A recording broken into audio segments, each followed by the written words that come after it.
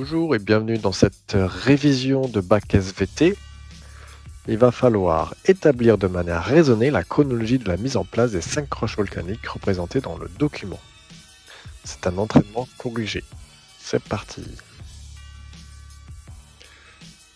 Donc voici le document. Volcanisme du Velay dans la région d'Issingeaux, Massif central.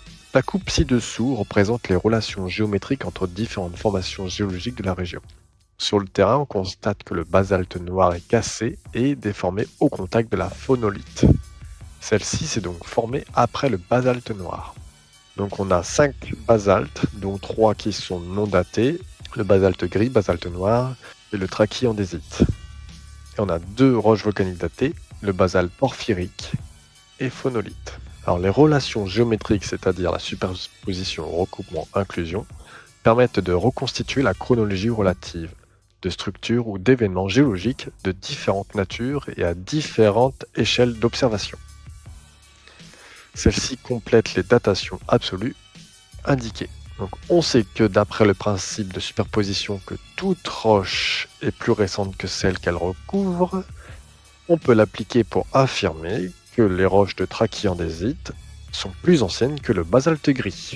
Sur le document, on voit bien que le basalte gris est au-dessus de la trachyandésite, donc le basalte gris est plus récent que la trachyandésite. En utilisant le principe de recoupement qui nous indique que toute roche est plus récente que celle qu'elle recoupe, on peut l'appliquer ici pour affirmer que le basalte noir est plus récent que le basalte gris.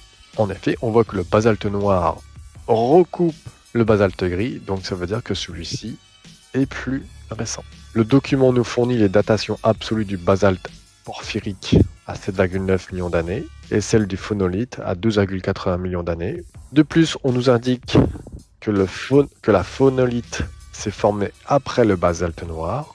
On peut établir la chronologie de la mise en place des 5 roches volcaniques. Donc dans cet ordre-là, on va avoir en premier la trachyandésite, suivi du basalte gris, suivi du basalte noir, la phonolite et enfin le basalte porphyrique.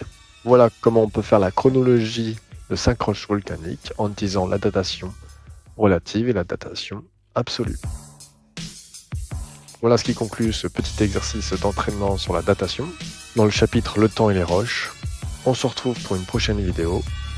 Pense à t'abonner. Ciao! Abonnez-vous.